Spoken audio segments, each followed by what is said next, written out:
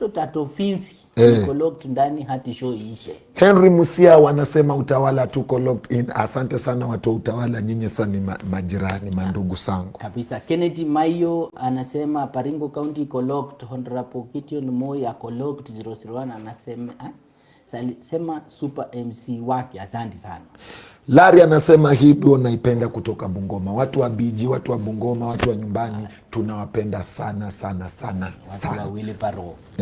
Sharks live from Canada. Salimia Opise, quick recovery Tapaman. Tapaman si mgonjwa.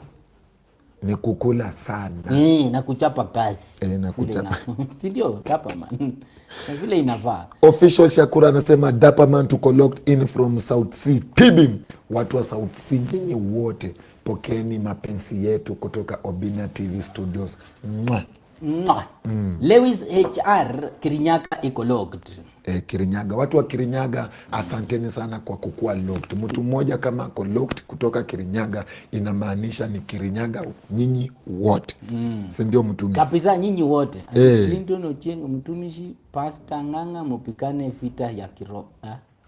Tena wanakutuma pabaya. Ninaona wanataka hapo nipikwe makofi 2-3. Yes enda hapo. Alafu anaitwa Emma Musioka live from Syokimau. Syokimau si ni hapa tu chini. Hapa sio Kamau. Sio Kamau hapa ukiteremuka. Asante sana. Huyu mwingine wa Mlangani jina. Anaitwa Tefit Kat. Tamido, huyu hata ameita Samido Tamito wetu. Hata kucha ako ndani. Haya. Sasa iwake tena sana.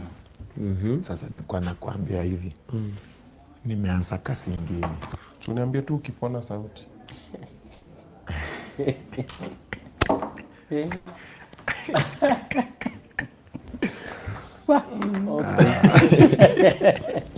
Sasa huyu jamaa ni mgonjwa zauri na kuna mjere. Ende mjere haitaki uzembe. Inataka energy. Niambia vizuri hapo. Umeanza kazi gani tena? Sasa mimi ni daktari wa kusalisa. Nasema yeye ni mkunga. Msalisaji. Shisakunga. Lakini wa miti shamba. Si ndio mkunga kwa Kiswahili. Umeanza kungoa miti ngozi, si ndio? Okay, umezalisha nani? Nimesalisa wawili. Aje? Vagina colody kwanza natumia gloves. Abalanga vagina colodist hapana. Isi ndio mimi sasa. Anaitwa nini?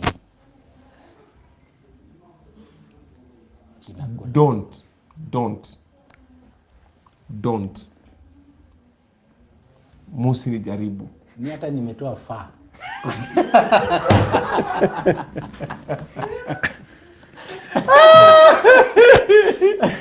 Musi ni jaribu hapa. Hapana jaribu. Siweki yake. Mimi mtu asinijaribu kwa hii kipindi. Sasa mtu aseme kasi yake mpya. Kuna kazi zingine una consult na mwenzako kwanza unamuuliza hii kitu nikiambia bosi atachukuliaje. Huyo ndiye amesema niseme hiyo jina. Mimi nimemwambia tu. Nimesema hivyo kweli kweli. Mimi nimemwambia tu kuna kazi mpya. Mimi si unajua saidi ya masomo kidogo. Akilanga fata unatoa fata. Maji mnazalishwa na mtu masomo. Iko hapo. Atanyonga mtoto. Hii yangu hapana. Hii yangu hata ushiki mtoto. Anakunywa dawa. Ati? Anakunywa. Tale ya mkusi ndio inatoka kwanza. Tafuruta diaphragm ya mtoto. Ile hapa kwa tumbo. Ati nini inatokanga kwanza? Si mkundi inatoka alafu diaphragm kwake. Mtoto akitoka anatoka hivi. Ana dive mikono. Huyo ni wa kuswim. Huyo ni wa ule amezaliwa na swimmer.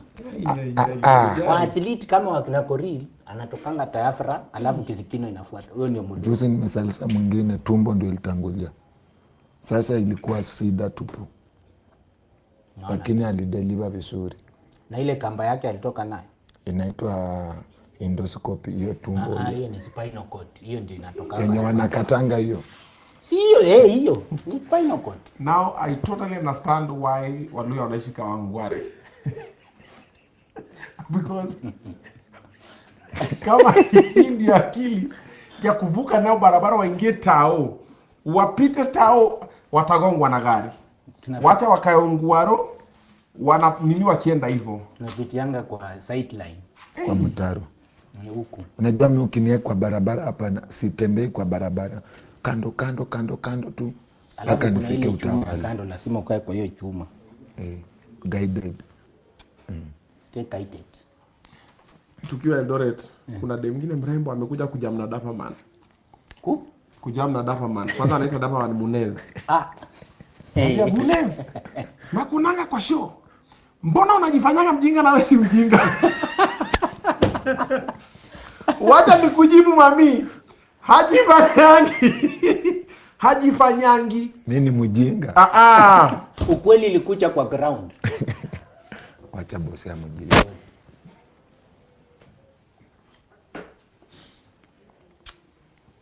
Well. Sasa anauliza kitu yenye anaona. Unajua nilikuwa nakula. So wakopa kando wanamenyana. Mimi najifanya sisikio story yao. Ati wewe Munez kwanza wewe. Si ndio Munez nikamwambia Alafu nikaponi Munez nikamwambia na uni Dapaman. Ati wewe mbona unajifanyanga mjinga na wewe si mjinga? Because alikuwa mpiga suti amerelax alafu amenyamaza hivi hapo kana yangu. Lakini bosi kusema ukweli, suti inafichanga vitu mingi. Suti ukweli. Suti. Heshimu suti. Sasa hiyo angalia tai amevaa. Hauwezi fikiria mpaka aongee. Then una realize hiyo husband imefunika vitu mingi. Ukikaa hivyo wewe uko smart, mtu hawezi imagine. Ukianza kuongea ndio anaanza kuimagine. Sasa anajua. Kwani suspender ikwangi ya watu kama mimi? Unajua tu suti inaficha vitu mingi. Point proven. Tauti kapaka uko na wewe plan. Lakini tu mtumishi. Hata itai. Ukienda mahali but itai unajua ni material iliisha. Wewe sikia. Spray kidogo sasa ndio sasa ufunike kabisa. Tana na mispi pale chini asijue. Sina kuspray. Hiyo unafanya hivi. Ni ndefu sasa unaona. Utakuwa tu kipofu hapa na ni kitu yangu nimepatiwa.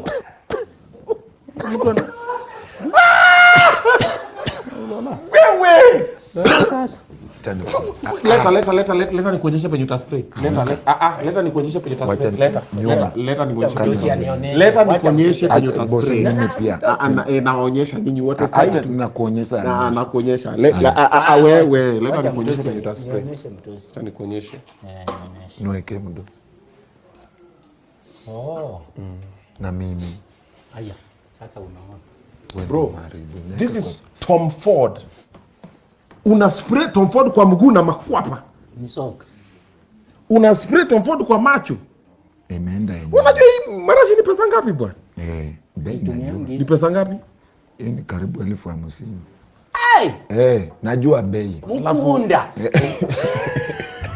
Hii ni shamba. Unajipray shamba. Yaani point. Una spray. What's wrong with you? Shamba. Wanieka kamolu. Mtosi. Mkunda. Hizo ni kuku ngapi? Kuku 50. Kisiagi. Hizo ni kisiagi kwa village yetu. Kila kona ukipika hivi kisiagi kwa mko. Yes sir. Wewe whisky. Ninaifeel. Unafeel kwa nini ni shamba? Unaisikia area? Hata si nilikwambia sasa zile uliingia. Environment hizi chasho zetu sikaton down. Yako. Sema tu. Yake iton down, yake bado ilikuwa. Zilikuwa zinapigana na Tom Ford. Yangu ishtuki. Yako chasho yake ishtuki na Tom Ford. Alafu kitoko unajua ulikuwa umeipika ngeta na overall. Yake amekazanga huko ndani. Inangangana kupita. So jasho yake kutoka hapo ni halo. Lakini point ni wewe ndo Tom Ford. Sisi ndo jasho. Hatutoki ngo. Point ni moja. Suti ilinifichia aibu. Ilificha. Hiyo ndio ilificha. Na hiyo ni ngapi kama hii maraji ni 50,000. Hiyo suti alikuwa amevaa mtosi ni how much? Sijui muulize tu sasa hapa. Ndugu yangu ulinijitoa. Hiyo suti yake ilikuwa inaweza. Je, wanipikia uitwe chairman ushako unafikiria ni michezo? Unajua. Alafu ulikuwa umeweka vifungo 9 sita. Inaitwa It's called double breast Omera. Double breast. Ati button. Asema tu kitu ulikuwa unasema. Sema tu kitu ulikuwa unasema ina. Button side kuna huko. Hiyo ndio hiyo suti. Si nilikuwa naona inatoka. Oliver suti ndio button side. Si huko na huko. Inafungwa kama leso hivi. Si ilikuwa kama hii tu. Sini. Button side. Si button ndio hizo zingine ziko. Ndio hizo hapa. Inaitwa side button. Double breast. Double breast. Breast. Sasa nguo iko na nini? Sa double breast. So hii ukishachukua hii so some will have nini in here or the other side. So ukisha button in there, you button this side, but you don't button all of them, you just button the top one. So ya chini inabaki. Acha nisimame kwa sababu saa nyinyi tena. Tuelewe hivi. So when you have a double breast suit, yes. Once you button this one here, you put this one here like this. Naona sasa. You don't button this one also. Ufungi pia ati hivi sasa. Alikuwa amefunga huyu. Unafunga moja. So ukishafunga moja hivi inabaki hivi. Sasa mbona aliweka hivi? Kwani fundi ni mjinga? Alafu ukikaa chini una unbutton, then you sit down. Mimi nakaa kwa miti kuna mtu amebutton, mimi suti nimekaa hivi. Ona amefinya button hapa alafu amerelax tu. Naoni just unbutton the thing and then relax. Si hata wewe peke yake, mko wengi. Tumesoea makaputi, sema tu. Wakamba ni wengi. Sasa umeget? Na hata pia mimi nilijiulizanga swali nikasema kwani mwenye leka hii button nyingine kwani mjinga, lakini it brings a very nice aesthetic feel. Unaona kama huyu jamaa sasa amevaa raba za wamama, socks ya yellow, trouser ya red, suspender iko na red, shirt ni yellow, tie ni green, yeye ni mweusi tititi. Hii ni tie. Si ni tie. Hii ni shortcut ya tie basi. Nataka usikie hivi. Ulikuwa unafikiria nini?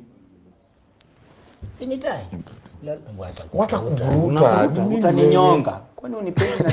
Kwani unafikiria ni hujaiona hiyo? It's called a bow neck tie. We, lete mgeni, it's fine. Wageni. Umesema ponek. Si ponek. Ponek. Nitakuonesha tukimaliza. Hii inaitwa wakilanga ponek. Umesikia ponek? Mbona unavaa socks? Okay, it's fine. Those socks of yours are really disturbing me. Like I'm just trying to understand. Unajua pia mimi nimepata mtu na shinda.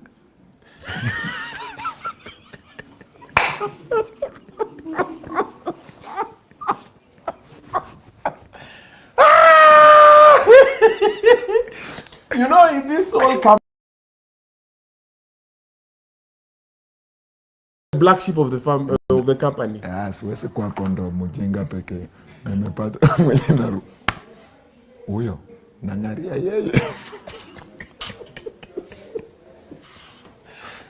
I used to think Dapa man has a problem until I met Mutumishi. Now, Dapa, you are very okay. I am totally. You are very okay. And I'd like to apologize for thinking. Wewe hata uoni. No, nimeona. Sida yake. Nimeona Nicola. Mali yangu inaisia.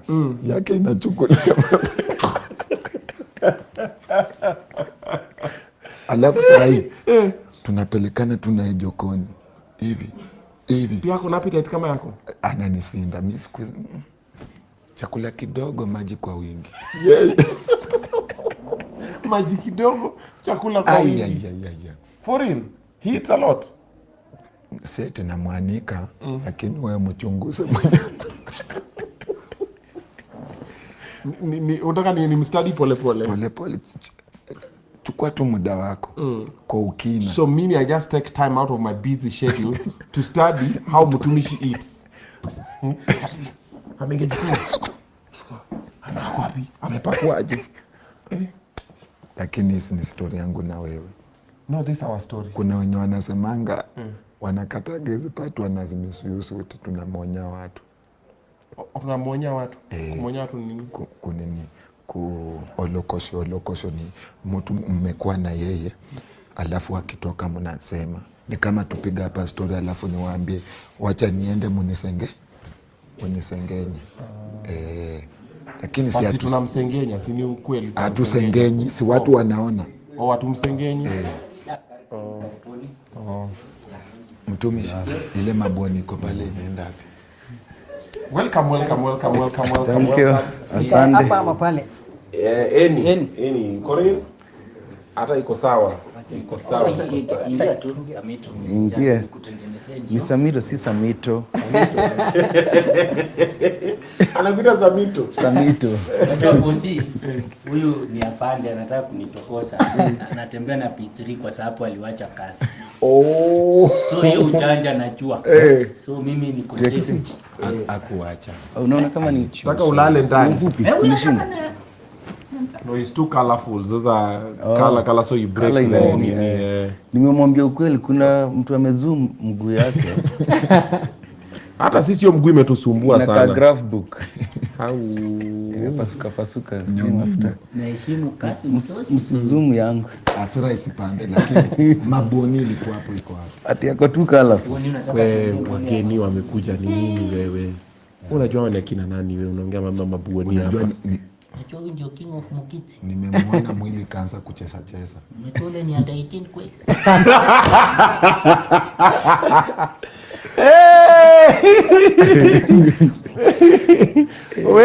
Mambo ni mingi.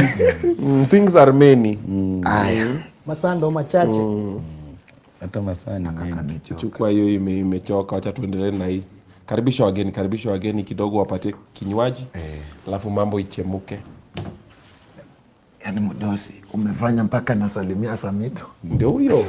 The one and only. Habari gani? Mzuri. Uko salama? Uko salama. Nilisikia ukilisha kaugali katogo tu saizi.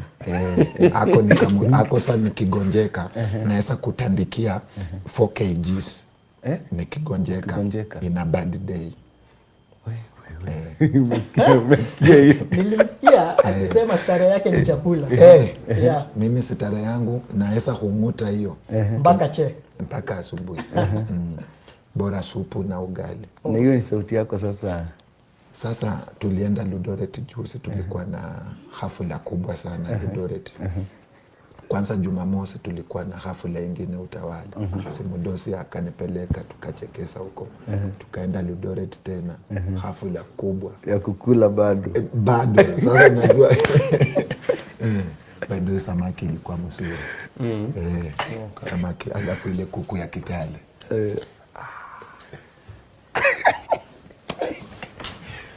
Nilienda wakaweka kuku 2 kwa sinia.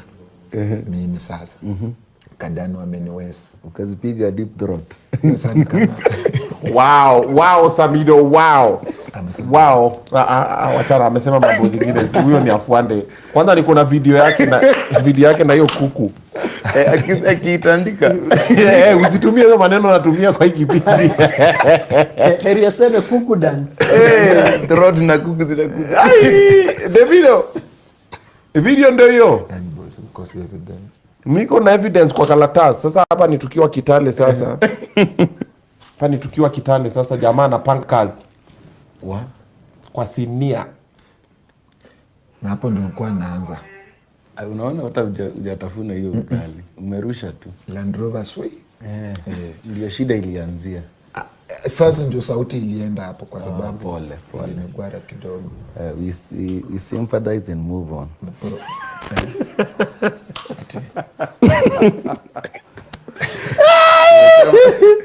Wololo ya Pole. Sympathize and move on. Anyway, bila kupoteza muda. Karibu sana. Asante sana. Mimi naitwa Dapaman. Huyu ni mdosi. Kazi yangu hapa ni ku make sure unakuwa happy kabla uende kwa maswali. Naweza toka ukubuleti ya swali unyamaze. Tumeleta Dapa kwa Mary. Unacheka. Kando na hiyo nafani kwa asili kinywaji. Tuko na orodha. Tuko na maji fufutende. Orodha iko hapa. Tuko na maji fufutende. Hiyo ni gani? Sasa imetokota kidogo. Alafu inakuja kidunduma. Tuko na hii ya kawaida. Tuko na sarubati ya maembe, sarubati ya mapera, sarubati ya ndimu. Alafu tuko na sichwe pasi pia ziko hapo. Kwani nifuate ni income? Ati utachagua tu. Income ya kunaonesha watu. Wewe uone venye huku tuko heli. Mimi kama unaweza pata ile Maji moto baridi. Ndio hiyo. Fufutende. Kwa glasi. Hiyo ndio fufutende. Nashukuru. Haya, sawa. Fufutende. Haya. And 18. Shukran dapa man. Uko aje? Niko freshi. Siku hizi tunasemaga niko shava. Allah. Uko shava. Niko shava. Yeah. Karibu sana huko kwetu. Shukran. Oroda ni ile ile. Okay. Maji pia niko sawa. Fufutende ama ya chupa? Muulize maji gani? Venye napewa maji. Maji tu dasani hivi, maji ya glasi. Sawa sawa. Sasa nasaleta ile soda. I mean, you go to say, I don't want no soda. I'm good. You've been trying to give me soda the whole night today. I don't want any sodas. If you want to drink soda, just drink soda. Same, unataka kuleta soda ndio. Where? Behave. Umesema nikitaka. Umetaka haraka. Kwanza kitambo nataka tu. Unatakanga haraka. Sauti yako inaenda bado unataka kuongeza soda. Sio baridi. Well. Davido pandisha. Obinna, you need to behave.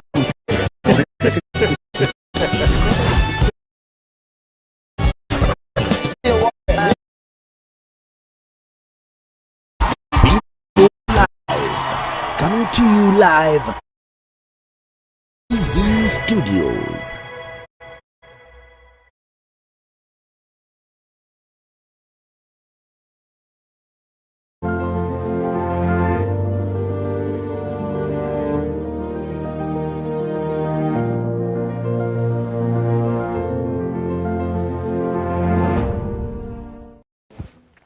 What's up, everybody? Welcome back. This is Obinna Show live, coming live to you from Obinna TV Studios, and most definitely the platform where we get to sit down with the who. We discuss with them the what and the why. If you're just tuning in, you have missed a revolution. You've missed seeing God in action. We had a lady and she was conned a bunch of money. Her life was a mess. She was struggling. She's going from one man to another, trying to figure out what's going to happen where she does not have a house. She sold everything. She had she had a restaurant that was doing very well. Somewhere in Roy Sam, when she was conned, she sold everything because she knew she was going all the way to Qatar and things did not go as planned. And the person that allegedly conned them has been taking them rounds. She gets arrested. She gets let go. They went all the way to Makadara Law Court. Somehow, they didn't even see the mention. But story for another day. Go and catch up with that episode and see how Kenyans have come through for her. And her life is never going to be the same. And before that one, we had FX. We made some money. Yeah. $2,000. Na tukaigawa. Sha. Quick one, so go and check that one out. And before that one, we had another amazing guest as well. But right now, we decided to save the best for last, so we're about to create another revolution. Why? Because I'm seated with two icons, Jimwat and of course Samidoh. Makofi tafadhali, man. Makofi.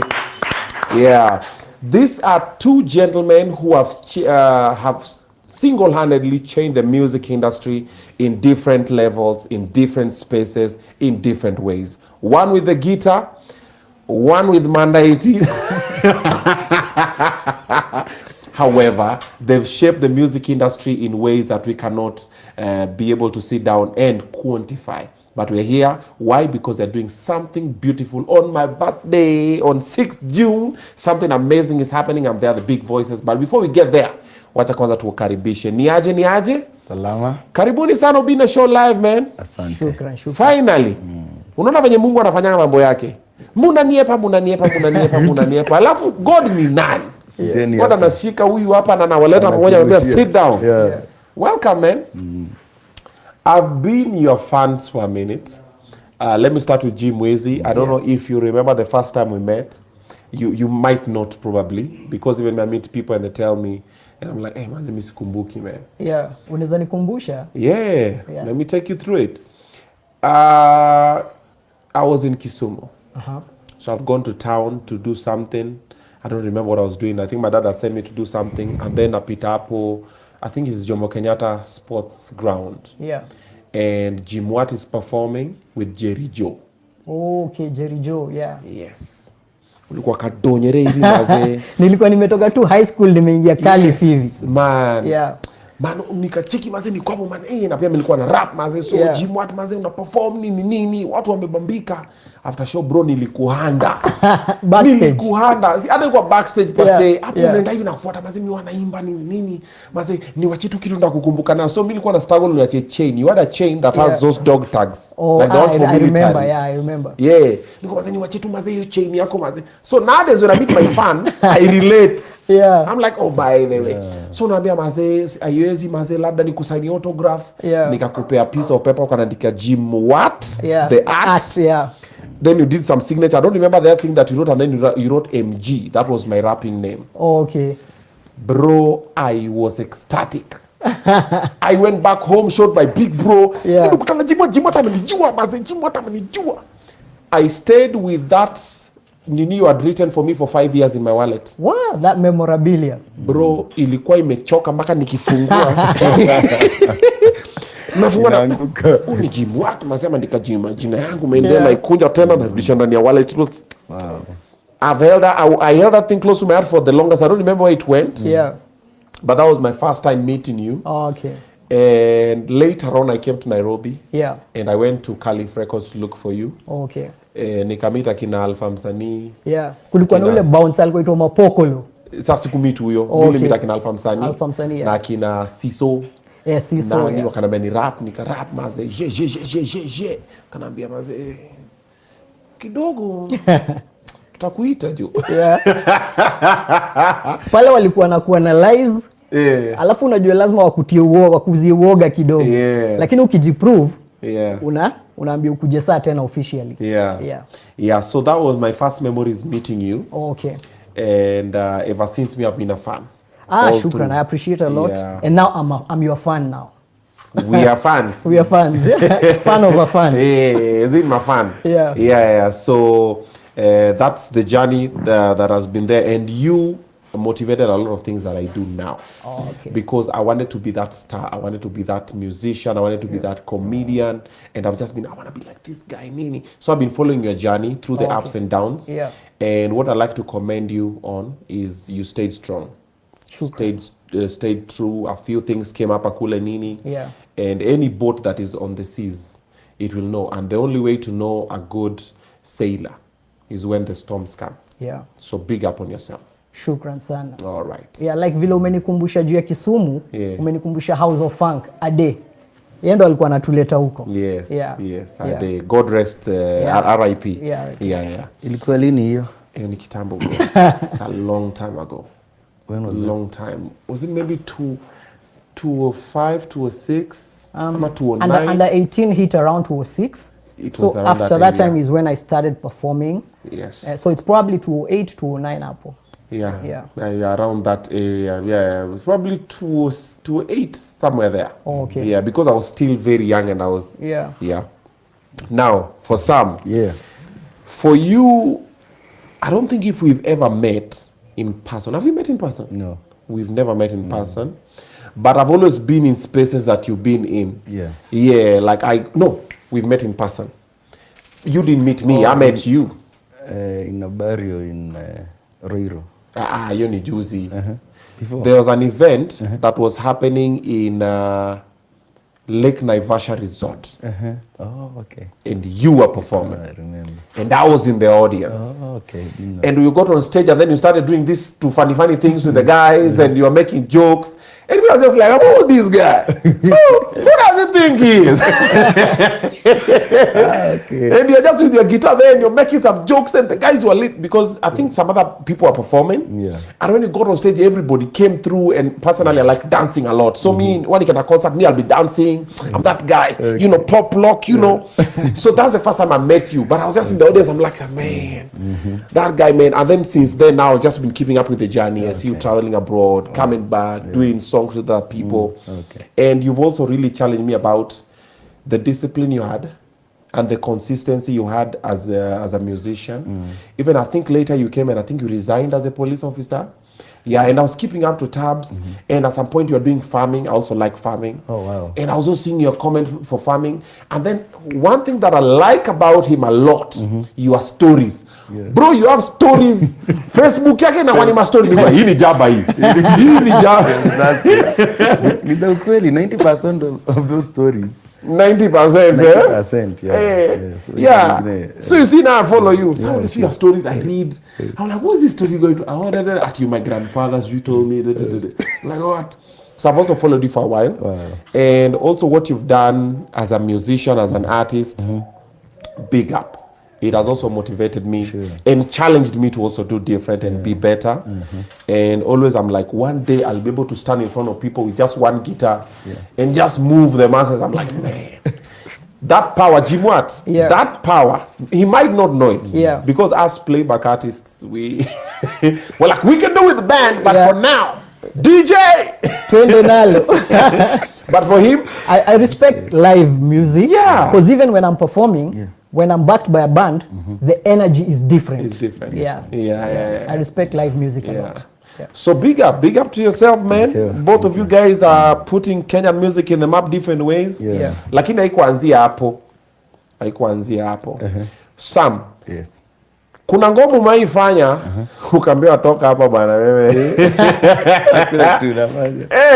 Muziki tulianza kitambo. Ni safari ndefu yani. Lakini nilikuja kusail through in 2016. So before 2016 you're already singing? Yes, I started in 2009. Si tuko Kisumu tunapiga under 18. Wewe pia unaimbia hii side? Naimba. I was a backup vocalist for a Kikuyu legendary musician known as Commander wa Kioi. Miau kapusiga kwa. But no, the real cat, because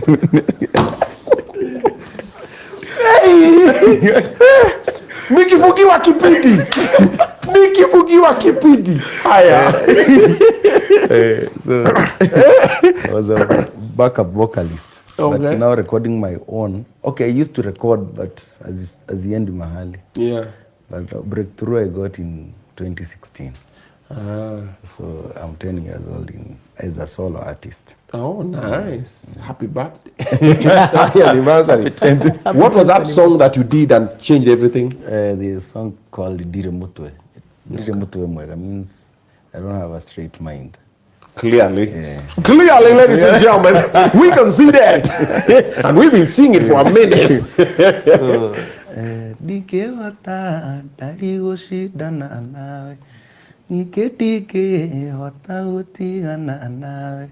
Ikorea wote orenda na ngoro yako. Aganima dikorago mutwe mwe. So inamaanisha unanifanyia hivi na wana tu iko tu sawa.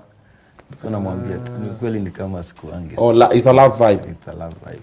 But that happens, watu wako ni sawa kwa mapenzi. Jimwat I fall in love. Didn't I fall in love? You had to break up. Hapana. Nili retire from the Bad Boys Club. For real? For real. Bad Boys moja. Good. Reverse psychology, mwambie vitu haezi fanywa. Squeeze ni si unanila. Mimi nakulike. So tunalikeana. Legit. Uka fall in love wewe? Vibaya sana. Are you in love now? Like mulifanyiwa ile kitu? It happened, but we were blessed with a baby. So we co-parent. Nice. But you are in love? Yeah, I was in love. Okay. Sa nilikuwa in love, but music inakupeleka in last. The interview inasonga haraka. Mara tuko kwa speaker kwa nini wacha niseme hizo maneno. Hata nimeona venye umeshtuka venye amesema we were blessed with a baby. Venye amesema in singular nikaona umeshangaa. Wow, Samidoh. I've seen the direction you're trying to go with. Maggie. Kataza huyu. I'm like, baby. When it was a long distance relationship. Mbarikiwa na kamoja. Alikuwa mbali. We get the point. What? Na unasema kwa kipindi. Like it's an achievement. What's the talking bells? Nilianza 2006 na niko na mmoja. Alianza 2016 ako na wangapi? By the way uko na watu wangapi wewe? Watoto huwa hawahesabiwi.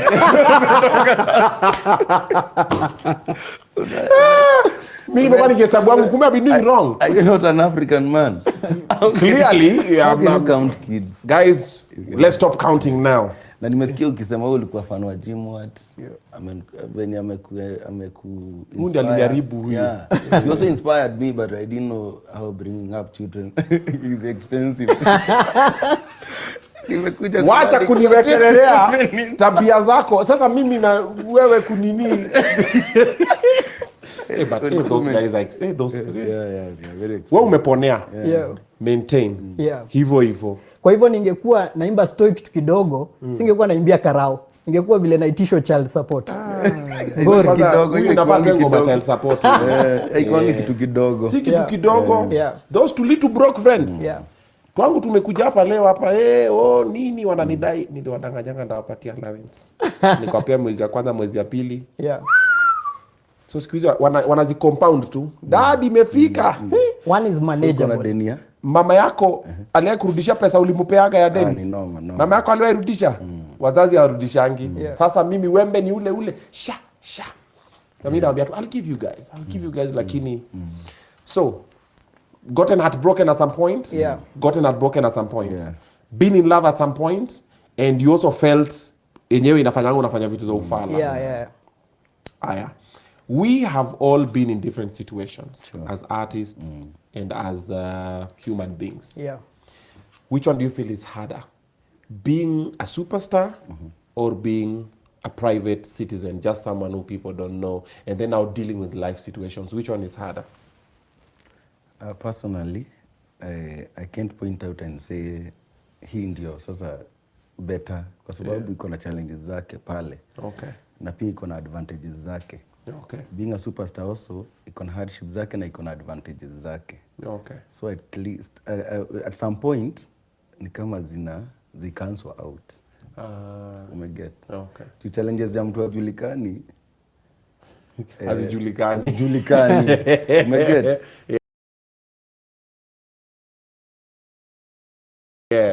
Yeah. So that I think they cancel out at some point. Okay. Mungu ni Mungu anajua kubalance. Jimwizi? Yeah, I agree with him.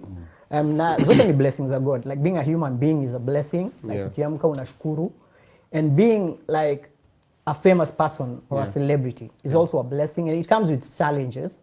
Like when I started out very young. I was, I think, in high school.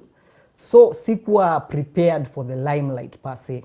So when it hit me, that kind of drove me to coping with substance abuse. That's how I became an alcoholic, because unajua ukianza ukiwa mdogo you're very shy. Ukiambia uperformia watu 10,000 unashtuka. So una cope mechanisms zingine zinaweza kumess kidogo. That's why advice wasanii wakianza, like prioritize job yako. Ifanye kama si hobby, ni kazi. Na kuwa na principles, na kuwa na discipline. Yeah. Okay. Yeah. Okay. Given a chance to relive your lives, would you choose to still be the person you are now, ama would you want to now to be a private person na pesa zako tu kwa maisha yanaendelea? Mimi nataka kuwa private kesho asubuhi. Okay, well, we don't have the powers to do that on this show. In fact, coming to this show even makes it worse. Now, kesho asubuhi uko TikTok vizuri. Yeah, is that private enough for you, Samidoh? Jimwizi? Mimi naweza sema it is what it is. Like hata nikiwish already najulikana. And it has its benefits. Like I appreciate a lot of the benefits. Because when you do good work and people appreciate, you don't have to introduce yourself. Already they know you and they respect you. So unless uangushe ndo blanda, but already wamekuweka level fulani. Yeah. Okay. Relationship wise, would you prefer a public relationship or a private one? For me, it's private. Private. Yeah. You? Private. Okay. Very private. Me too.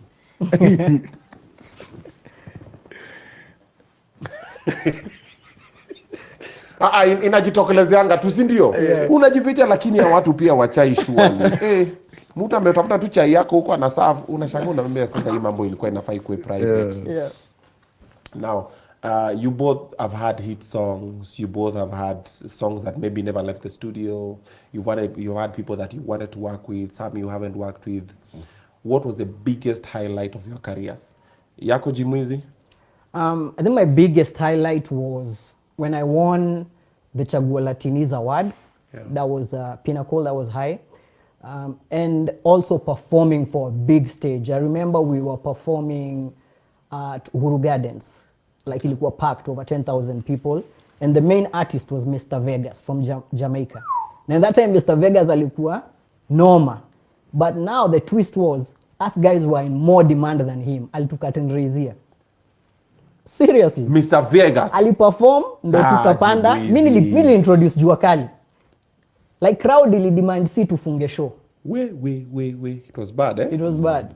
Oh, that's something. That was a highlight. I still remember. It's a good memory. Okay. Like nostalgia fiti sana. Okay. Yeah. Okay. Sam? Me, what I would say, my life is full of surprises. Okay. So naweza sema hii hapa ndipo naona ilikuwa highest. Like for example, there is a show we did in Kiambu Road with Juma Jukes from Tanzania. Yeah. And Otile Brown. Yeah. Na ni line up ikachenjiwa nikawekwa mimi ndio nafunga show. Okay.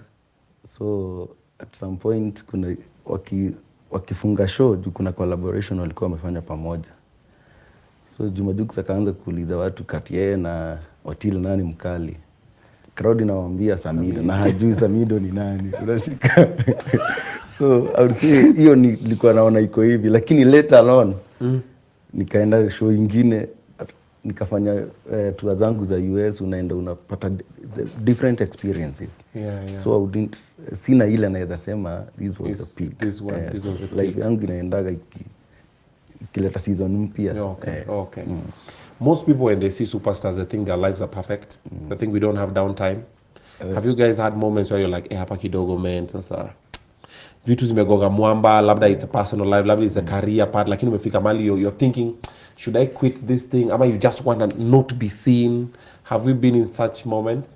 And then how did we come out of them? Because right now there's a young guy somewhere who's probably going through a small situation, lakini sasa na feel dunia sasa itasimama sasa. And then now there are people who normally have a tendency of thinking they have monopoly of problems. Ameshikwa na shida mbili tatu anasema hai mimi sasa ninajimaliza sasa. Now when we talk about our situation kumbe yangu tu ni sosa, mimi nilikuwa nafikiria yangu ni noma. Jimwizi? Yeah. Actually I took a hiatus from music because the pressures were too much. And like I needed a break. Unaona kama vile unachukuaga a social media break. Like nili have kuchukua a break from the public life, nika quit music literally, nikarudi back to college. So nilirudi shule nikamaliza graphic design, nikaingia job 9 to 5 for whole year. Jimwat. Seriously. Unaingia ofisi hivi? Naingia ofisi asubuhi. Hadi unajua wiki za kwanza nilikuwa naingia kama msanii vile, si ingia late nini. Nikaambia boss, hapa sasa. Hapa nafikiria ni studio. Hapa unafaa kuingia kabla ya mdosi. Si tunaingia after mdosi. But ili ni teach a lot of discipline. And now the good thing is like when you're blessed with the talent, unajua talent inatoka from God. Nilikuwa nafanya job because I have a family and I have to be a provider. But I have that passion ya music. And sikuwa na time because job ni demanding. Sikuwa na time ya kufanya mziki. So vitu zili align in a way that nilikuwa naitiwa shows bado. And ile dona kwa ofisi for a whole month nalipo show moja. So nikona like na need to feed my passion, which is music, and fans were still demanding, so big up to the fans. And nika transcend back into music. And nikakubalika and mambo ikarudi fiti. Yeah, so I thank God. But you still do graphic design? I still like posters zangu mimi ndo ujidesign. Wow. Yeah. Wow, is that considered nepotism still? You keep it in the family, And actually, nikukuwa tu stingy. I design my t-shirts and my logos and my poster, and my brother prints for me. He's a printer. Like keeping it in the family. Keep it in the family. Sasa. Tunachora kuzuri. Anajitumia WhatsApp. Anajiambia ingia WhatsApp nimetuma. Akola spend your poster. Narudi tena. Wow, that's interesting. Yeah. So you took a hiatus for how long? I think like 4 years, because the course took 4 years. Then work for 1 year, so that was 5 years. Yeah, but the last period nikiwa job, nilikuwa bado na double into music. So niko mguu moja iko kwa kazi, ingine iko kwa muziki. So nilikuwa nacheza side zote mbili. Ndio ikabaki ni I had to choose one. Okay. Yeah, so I prioritized on music and things are going well so far. Interesting. Yeah. Wow. Sam, anytime will kill Mimi, I think fate had given me a good rehearsal. Unyoroshwa propo kasema nimenyorosha na maisha before niingie kwa nini. However, there was a time kulikuwa na pressures za online. Mara ya kwanza sasa una trend, unafungulia simu ina hang. Notification ting ting ting ting inakuwa moto. So there was a time I woke up and I found myself in 3 newspapers. Front page hapo imeandikwa this is not your ordinary Mugithi artist. Wewe. Standard now imesema samidoh in the eyes of a storm. Na ni mara, so I didn't know how to handle that. Ujui utaanzia wapi, ni uamke ama ni ulale tena. But I know when Mungu ni kama ameumba mtu to adapt to every situation. Yeah, true. Yeah, so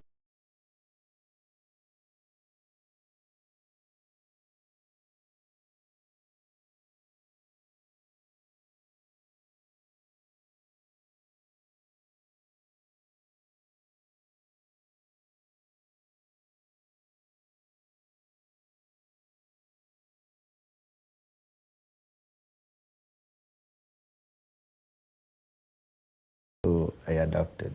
Okay. So hakuna mulima naonanga kwa maisha yangu. Yeah, it pulls up. You're like, I know, I've been here before. Yeah. Oh, wow, interesting. Your favorite songs? In the ones that you've written, the ones you've sung. Tuanze na hapo kwanza. Jimwat, what's your favorite song in all the songs you've recorded, released? Ile song sasa iliniingiza kwa industry. Ile sasa ilinivunja uviko wa music. Ni my first song and it's my favorite, Sema Nami Sweetie. Like ilikuwa, unajua the first time unaingia studio, hata mnaweza kumbuka the first moments ukiingia studio, it's a dream come true. Yeah. Then unasikia hiyo ngoma kwa radio, hii ni sauti yangu, like sikuwa naamini. Hadi saa hiyo feeling bado muipata nikisikia hiyo song. So I like it a lot, it's my favorite song. It was Sema Nami Sweetie. Sing it a bit. Sema Nami Sweetie, last time nilikusoro mazee, mambo ikuwa fiti, lakini sana hisi bila we kizee nitachizi. Sijui kani kuite jina tamu kanya mbizi au kaya bidi nikupe tamu shinda ndizi. Okay. Yeah. Ni genge. Genge. Genge. Wewe umeshajua favorite yako yangu. Raundi si mchezo. Ni Major Matrax Jimwat. You know where I used to hear that song a lot? It's not homework. Capital FM. Ilitopio chat for the longest time. If 9 p.m. Ilikuwa 9 p.m. si ndio? Ilikuwa 9 p.m. If D'Souza and DJ Styles. Yes. Yeah. Ilikuwa ifika 9 p.m. Tulikuwa na kapalito kengine kadogo hivi. Yeah. Na tukutoa hapo. Ati sisi tunasumbua na machopa sisi. I'm like fire. Salute. Your favorite? Me, I'm a good parent. I mean, siwezi chagua. Wacha kutubeba wanapiga wana we meke mani. Mimi ni mzazi wa ngoma zangu zote. So naweza choose moja hizo zingine ziseme haikwani. They are non-living things, bro. Yeah. But okay, let's say the one that you always find when someone tells you sing, you just find yourself singing it. There's a song I sang for my daughter inaitwa Kairetu Gakwa. Kairetu Gakwa waneneha maitodokana tieke boleli. I think nile nimededicate personally kwa mtu. So I would say that one and another one called Murata Wangai. It is my personal prayer to God. Dawa ya tu tieka murata waku niguo ndarwara kamenya tino ndiona ningiona rio aringikara riria rioru tondu wonawe nituya ati ndigathira. Inaendanga hivyo. Mbona wazani wa Kikuyu bado wanaimbanga hivyo? Hivyo. Unaambia even nani was here. There's a time Samyang was here. Tena pia Samyang pia kimba another. Kuna hapo cheki, angalia tu simple. Watch. Nipe kitu.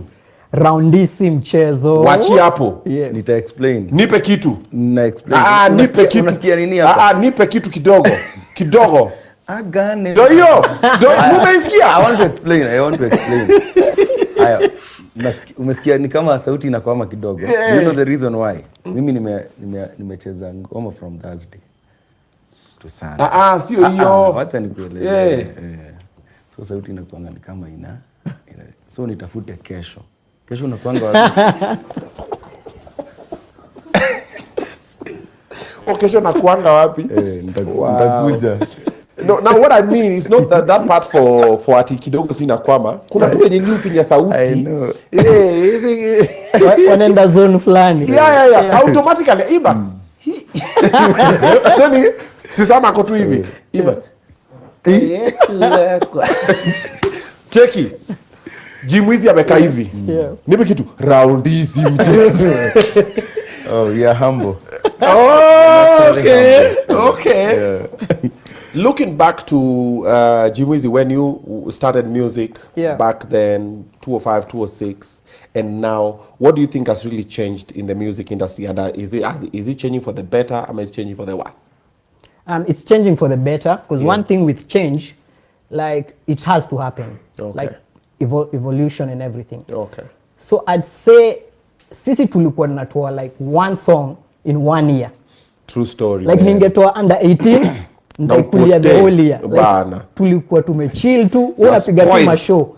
But siku hizi ngoma inatoka leo, the next day msanii ametoa ngoma nyingine. Hata the same day anatoa 3. Natoa ngoma zamani nimetoa na sita zake wawili. Yeah, so sahi kuna like consistency ina demand a lot of you to go back to the studio. Like us guys, we'd go to the studio in 6 months unaweza kuwa unapiga 2 tours, unapiga shows ndio urudi studio. But nowadays you have to be in the studio more than even when you're performing, because the demand is more and the artists I think they are more hungry to prove themselves.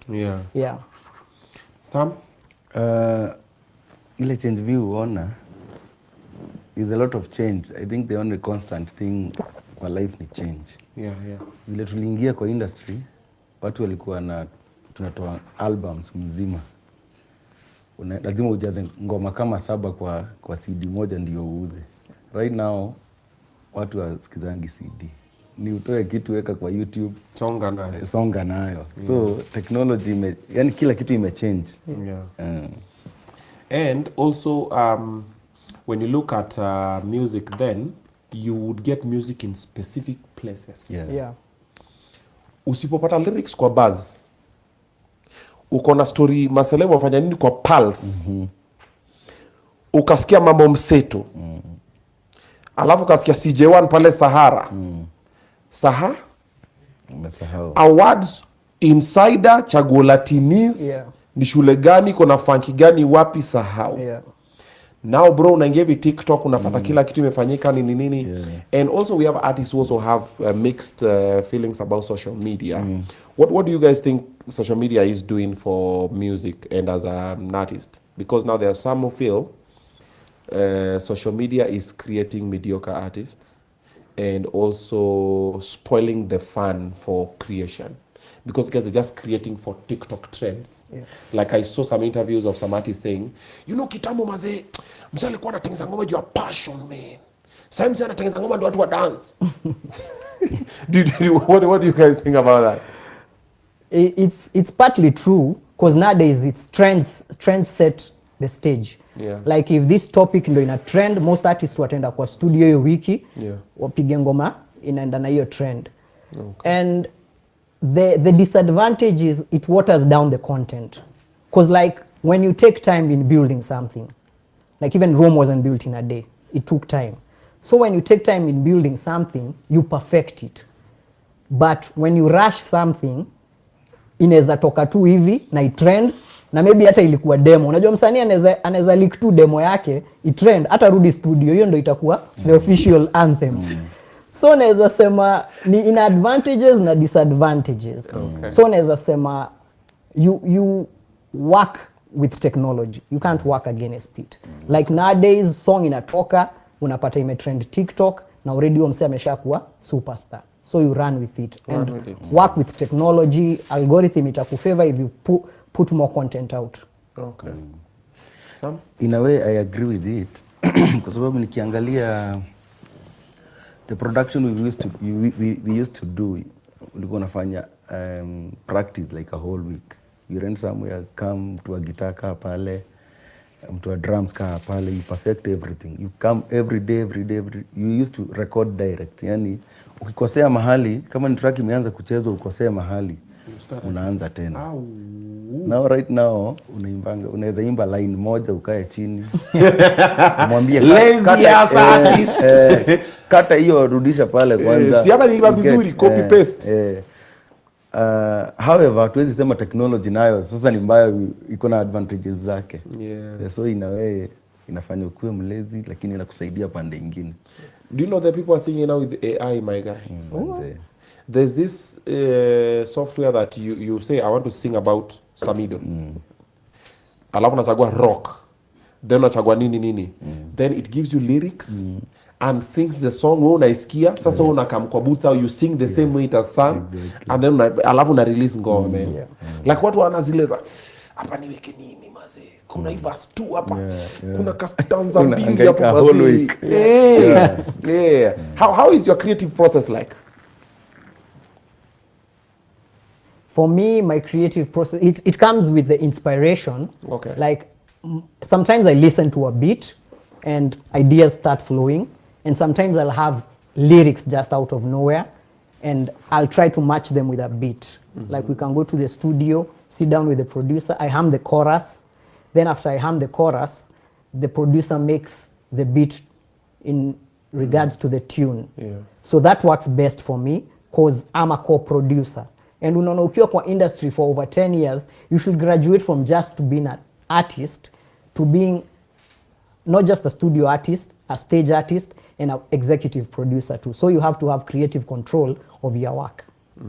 Learn something. Sio unakaanga tu. Every day you're learning something. Unapewa kila kitu iko ready.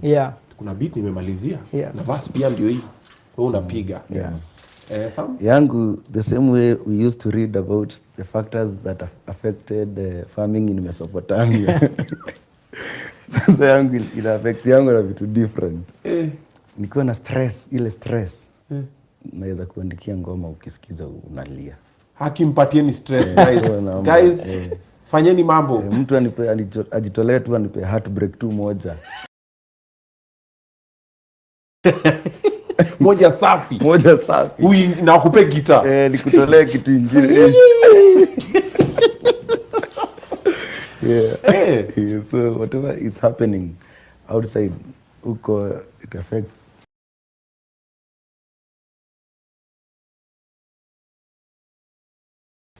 When naandika kitu. When you're happy?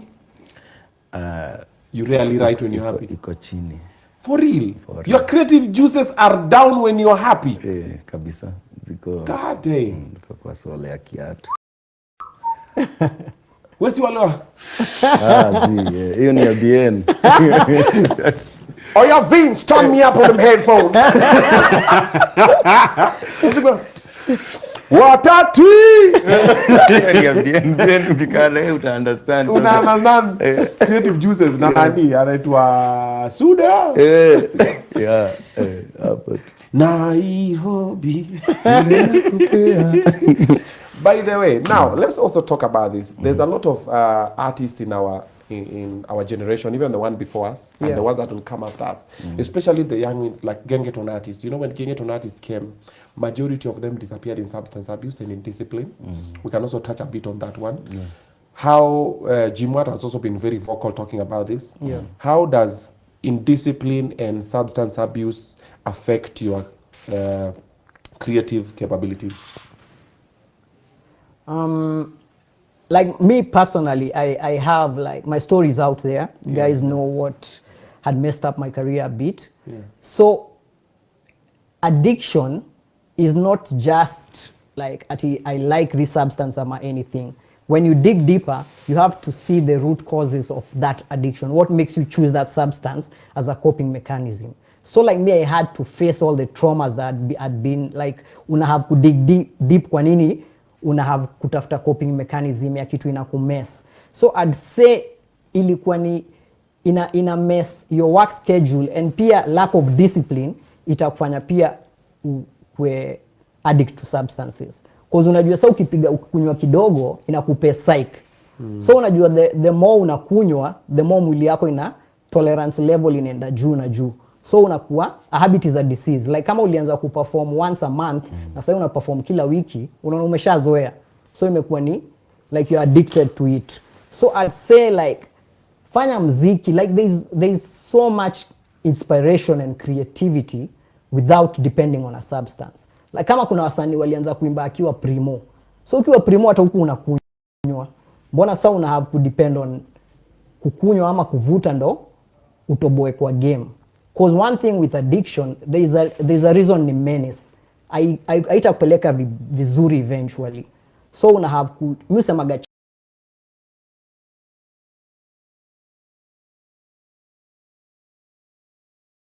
check yourself before you wreck yourself.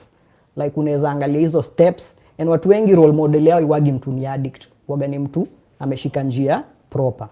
Yeah. Okay. So that was his question, or? No, both of you guys, because now you know you've seen even younger artists. Samida Kozile said, no, you know me, mimi unajua na kunywanga tu maziwa. Kazi yangu ni maziwa na kuzaa. So hapo kwa pombe kidogo. Okay. Tunapigana Murat. Okay. Yeah. What I believe. Yeah. To survive in this industry, you have to be disciplined and you have to be consistent. Talent is not enough to keep you floating in this industry. That's true. For example, I sing from Thursday to Sunday. Niko na show, pengine hapa katikati mchana uko na road show. So you can tell me, nitatoka show saa 9, nianze kukunywa na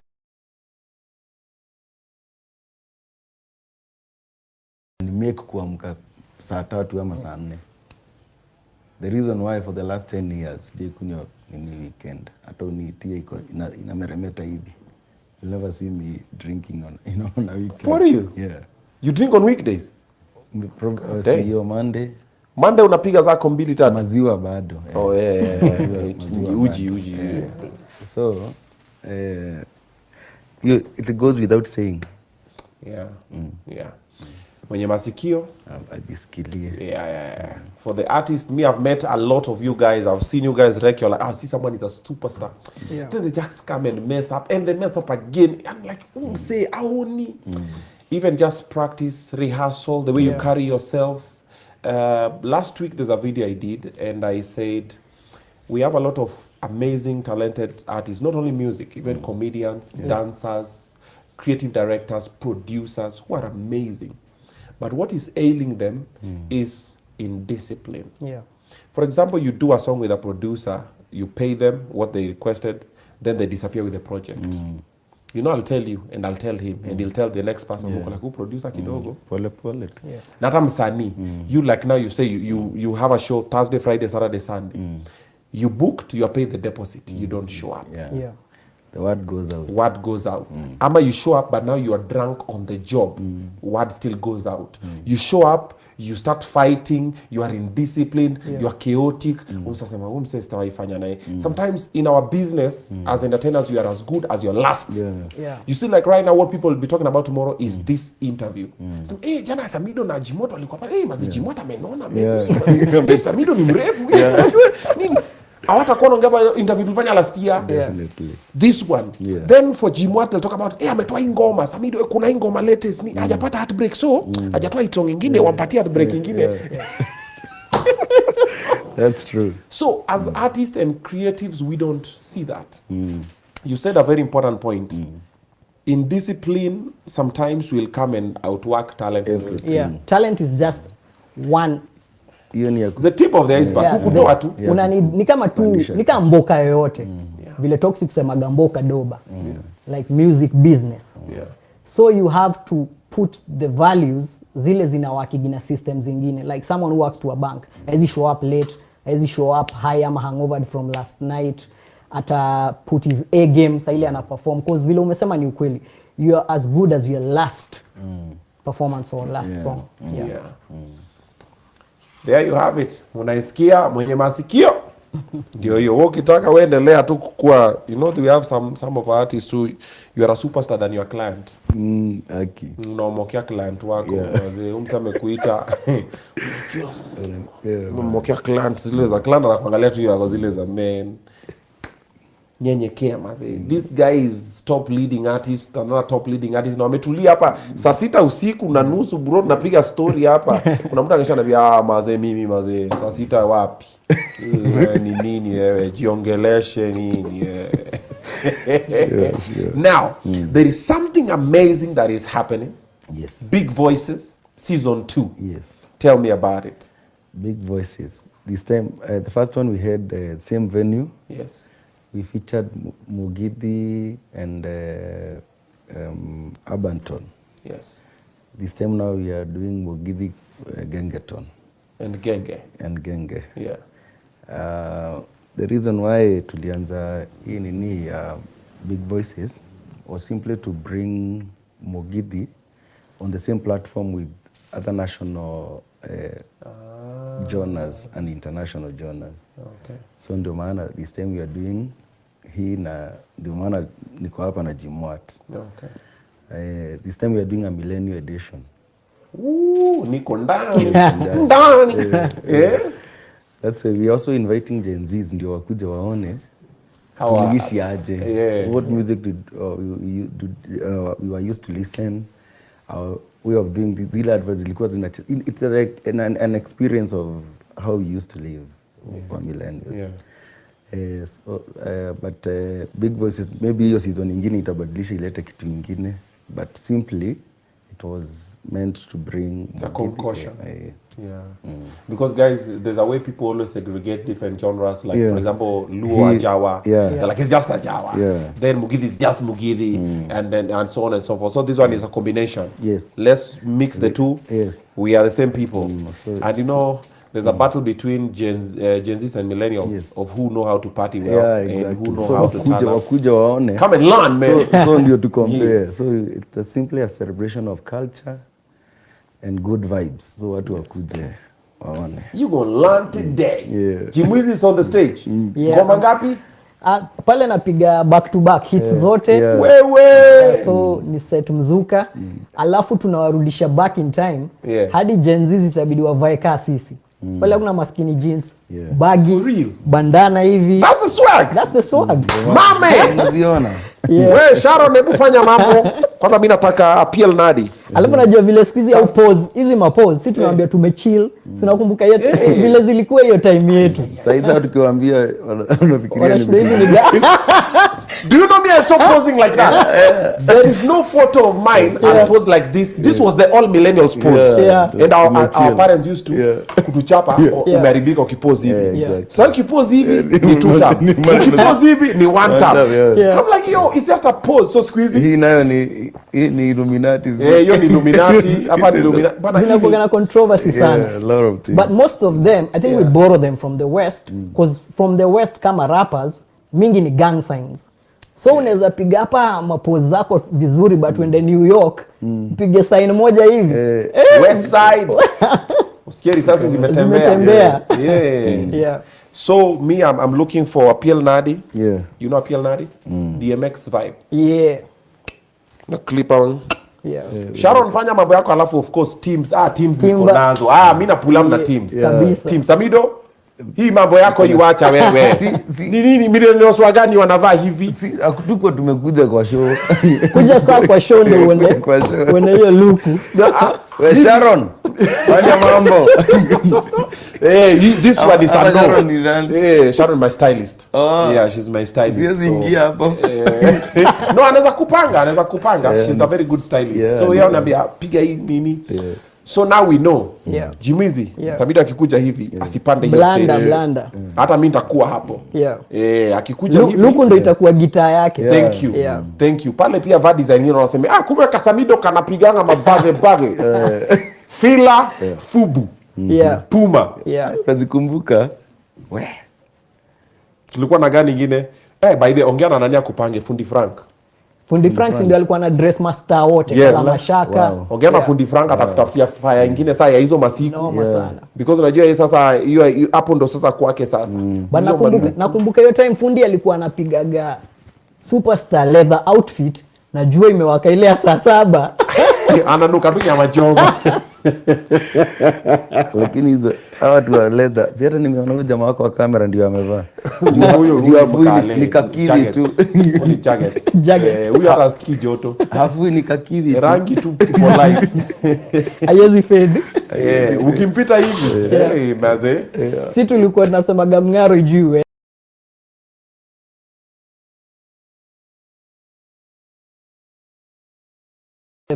Kama nimebuy hoodie noma, alafu kesho jua iwake, bado unaidunga, lazima watu watambue. Alafu now during our era, so Gen Z, sorry, we're in a moment, you'll forgive us. Upige luku. Alafu watu hawajakuona. Bro, awendi home. Retake. Unarudia. Rudi tena pita hiyo. Hiyo time set tutaenda upost IG ama kuna IG. Lazima kuna physically. But kiona wacha ku notice ni wasalimia. Unapita pale kuna madenge kama wajaona unarudi, unapita tena. Hey man, lazima uagote. Ulikuwa unaenda kwa kina msee, Jimwezi. Nilikuwa tu mtaani kidogo maana ndiacheki. Back in the day, by the Timberland and Air Force were being worn by the people in the high echelons of the society. Normal people unapata ka vest ka basketball. Upige 23 Michael Jordan. Bro, umeharibu. Because as the match would afford this Caterpillar. Unajua zile Timberland za Caterpillar. The fake ones. Ama Simba. Kulikuwa na Simbaland. Simbaland. Hapo so umefika zile za msana hizi ni imbo man. Sema Timberland. By the way, do you know what that nini in the Timberland means? The tree. You can enlighten us. That is where blacks used to be hanged.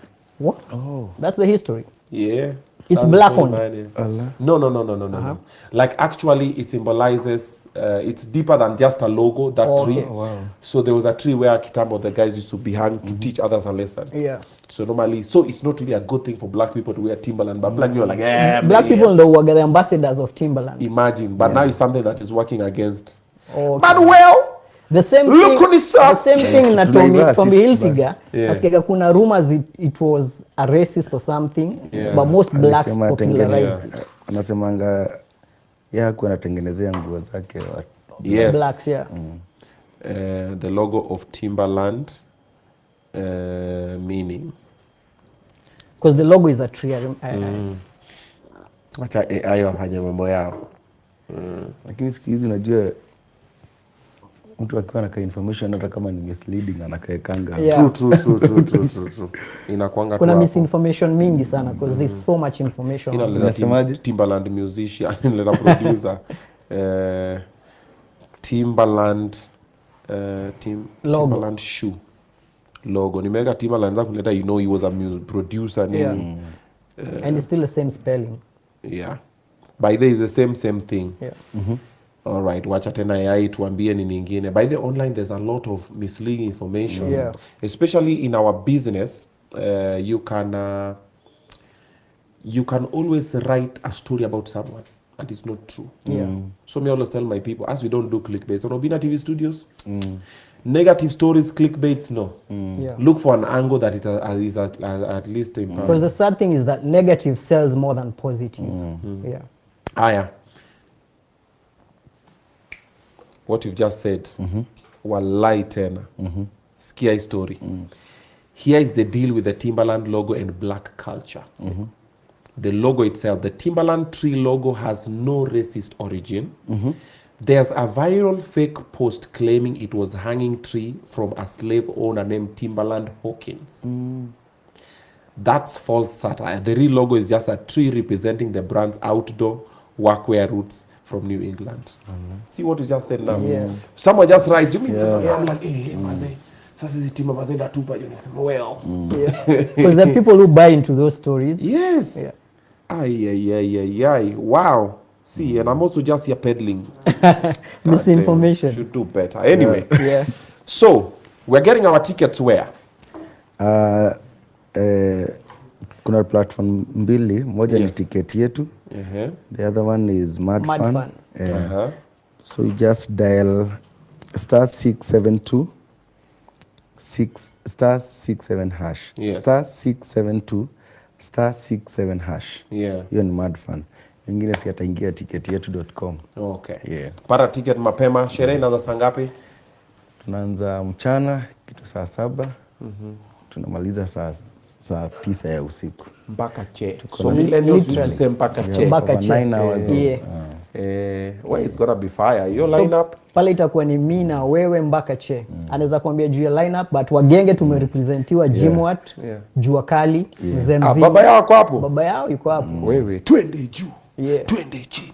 Alafu sasa genge inashikana na rege. Jimwat na Jua Kali wana represent genge. Waire na Nazizi, rege, necessary noise. Oh man, woi, Kenya boy. Kwa Mugidhi nayo nita represent hapo. Tuko na jamaa anaitwa Tony Young. Of course. Tuko na Waidaka wa Jane. Tuko na Salim Young. Tuko na DJ Dibul. So DJ Dibul nataka wacheze na DJ Pinye. Ndio tunaingiza hii na Mugidhi. So atakuwa wacha moja wewe na wacha moja ingisha moja. I really want to see that. Na itakuwa I hope Sam make sure si site yetu ni ya DJ Pinye. Dibul anaweza tudhigiza. Dibul, let me sound a warning to him. Dibul. Mugidhi. Wachana genge wachana nayo kabisa. Hata wadhigiza. Katika tusikie wewe kena. Na sasa sisi tuko tu round hii mchezo. Kumbe ni Mugidha. Oh bro, that is fire man. Samidoh, Jimwat, Jua Kali, Waire, Nazizi, Salim Young, Harry Kimani. Pale ni haya. Harry Kimani. Na by the way vile ulisema ukweli pia Harry akimba anaingia hiyo zone ya Sam. Si ndio ananyenyekea. Si akona ngoma no, si ndio? Akona song inaitwa No. His catalog is very big. Like he's huge. That's fire man. Hey, that's a fire line. So pale tunarudi back in time. Nostalgia. Fire. And it's my birthday. Hey. Yeah, my 6th June baby. So I'm coming to keki huko ama itabidi mumeona venye tutapata keki. Muone venye tutapata keki tukule na millennials. Majenzi. Mtaonja keki yetu. Mzi wetu atakuwa Njugush pale. Ndio huyo sasa. Omare. Sasa ukitujoin. Tawaka. Na ukuja na mbogi yote akina Dapa kila mtu. Bro nikipanda hiyo stage. Kwanza mimi sasa nataka sasa set. Kwa hivyo hata nisikuja na bouncer wangu Muneza atakuwa ametusolve pale. Muneza kona kazi yake. Okay. Kila mtu ajitetee. Sasa itabidi nikuje. Unakumbuka yule bouncer alikuwa ananipiga kwa video zangu zote? Onyi. Itabidi nimtafute. Tafuta Onyi. Itabidi nitafute. Let's hope that ile Last Plus ilitoka. Unajua Last Plus? Kitambo unakumbuka ule msanii alikuwa aitwa Nelly, ule aliimba na Ude Mashanti na Kelly Mashanti. So kumbe ilikuwa gani swag? Sisi tulikuwa nashinda jamaa kwani ushindaga kwa vita kila time. Alafu tunapiga Last Plus kama ku identify unaingia Florida pale F2. Unaingia na Last Plus Nelly dema anakuuliza mimi siwezi bonga na mtu upenda vita. Unamwambia ni swag bana. Look man. Look diriba. Fresh all day. All right, so that's the plan man. Saturday. Mambo ya bouncers unajua mimi siwezi elewa juu. Sisi ndio wezi so we cannot protect against ourselves. We did not say it. The opinions in this show are solely of the speaker. But well, who are we to say he is not? Clearly, I'm gonna leave my phone at home. Lazima weke disclaimer. Tutakuwa katikati yao. Mtu anajipia huko anaweka huko. Gai itakuwa tight. Wewe Kamau. Simu yangu iko hapa. Umetoa hapa Hebu nipigie nisikie. Inanilia huko. Magai sorry. Alafu ringtone ni ngoma ya Samido. Hiyo siku by the way tunaenda kupati na Marad Road na Marad Owners. Yes, hiyo siku ni Besha. Besha shiga Fari. Besha fari. I'm coming through. Manti Waharia. Oh God, the top is coming for you. Kumbuke hiyo link. Tumesema ni *672*. Ndio hiyo. 67#. Nirudie tena. David ataweka kwa screen. Aweke kwa screen. Aliweka squeeze back hapo ameiona. Hata usijisumbue. Teknolojia. Madfan.com ama ticketyetu.com. So I think ticketyetu.com ni ya millennials. Madfan ya Gen Z. Mna copy ya ticket pale. VIP access kila. Wewe unajua unaingia VIP pale. No, mimi niko kwa stage bro. Wewe ni raia kawa. Mimi necessary noise on the woi mimi niko pale mbele. Kenyan boy. Make me skip a bit. You know what I normally do even when I'm MCing, so I normally introduce an artist, then I come to dance. Like I want to leave at the moment. Me, I'm not that guy go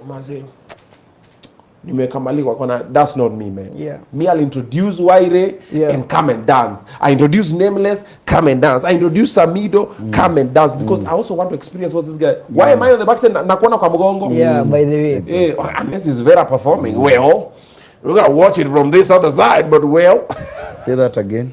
No. Now, moving on swiftly.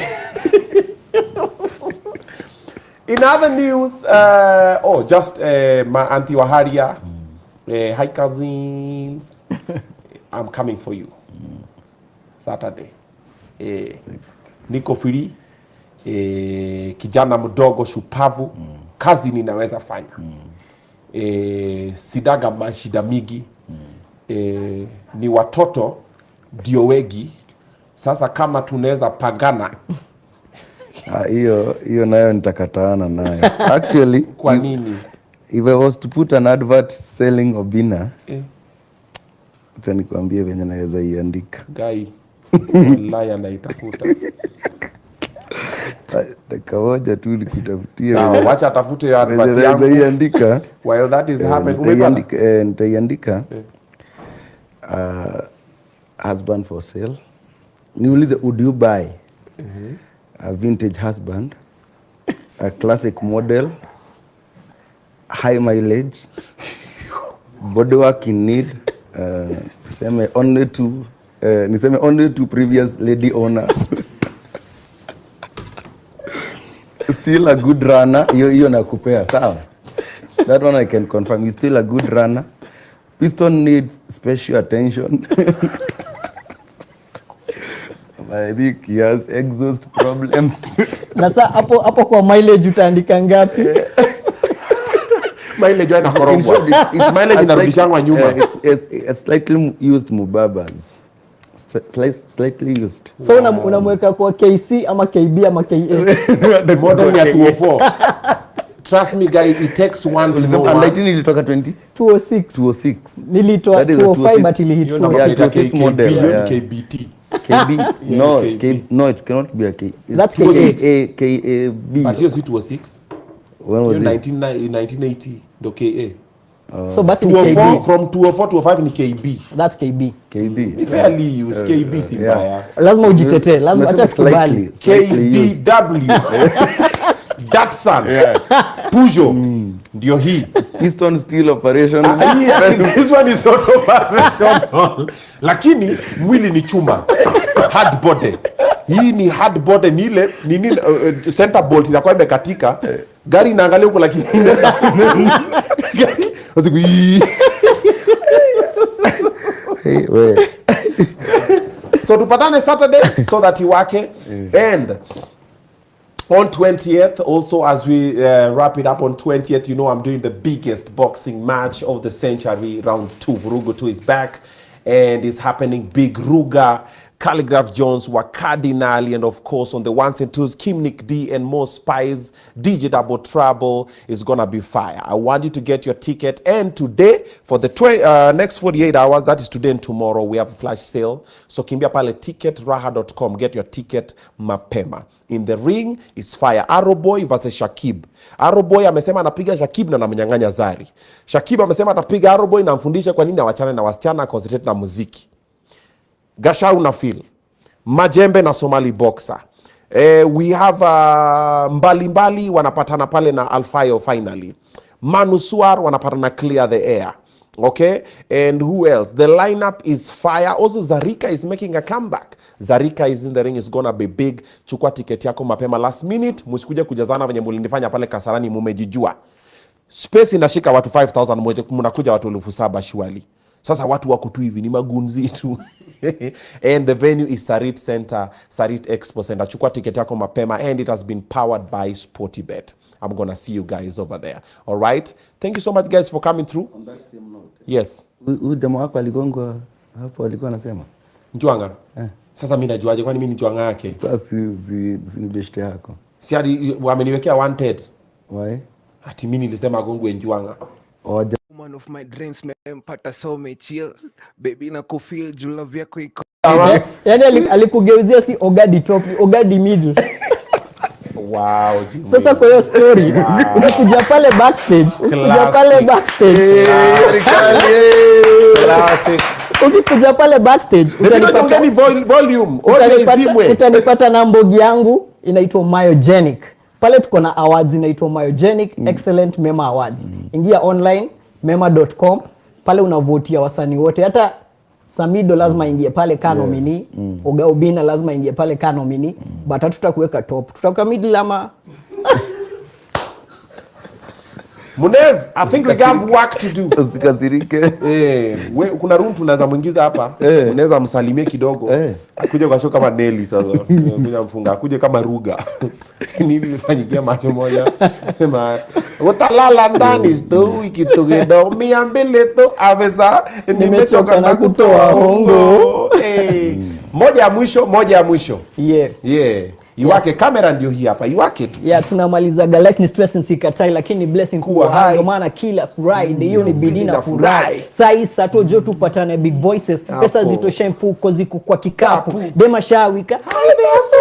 Haya, hii ni ile club ya ajabu. Na hanyo acha nikuonyeshe venye haufanyo. Reverse psychology, mwambie kitu hezi fanya. Si unani like na mimi na kulike. So tuna likeana. So this Saturday tupatane Kiambu Valley Gardens, Jimwat representing Genge, Samidoh representing Mugithi. Take it away. Mugithi oyo. Wewe. Mugithi oyo wa Samidoh. Wewe. Sitaimba hivi. I see what you did. Say weka hivi. Mugithi oyo. Kwani una bass? Unakosa bass? Mwanaume wa madevu anakosa bass. Unakosa bass na ndevu aje? Sianze hivyo. Unajua nilifutwa kazi. Kwanza huko wanted wewe. Niko wanted. Niliona uliandikiwa hiyo nini? By the how did that thing go?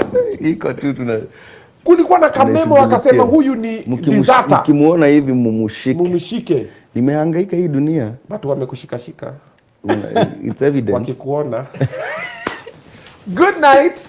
God bless you guys. We're going to see you guys on the next episode. Every Wednesday, of course, it is Reba. And by the way, this Wednesday, we're trying something new. We want to do Reba live. So on Wednesday, 3 p.m., we're going to be doing Reba live from here. Dapaman yuko, Pamela yuko, I'm there. And of course, ule mlu ya mgine jobless. Mwenye pia amekuja Padira Mudumi, she pia atakuwa around. So let's try, we see how it's going to be. So we expect you guys to tune in. Let's try and get it. So kutakuwa na vibe. Kutakuwa na yo back and forth venye tunaifanya sasa hivi. And for all the creatives, this link here is known as Buy Me Soda. Register on it so you can get your fans to buy you soda when you're doing something amazing. And if you've enjoyed the show, you can like, you can comment, you can subscribe, and above all, Soda Man. Good night. See you on the next one. Woman of my dreams mempata so chill baby na kufeel juu love yako iko real. Shida zako nil na mahaters na wakil, that's still na kobia, they always be here every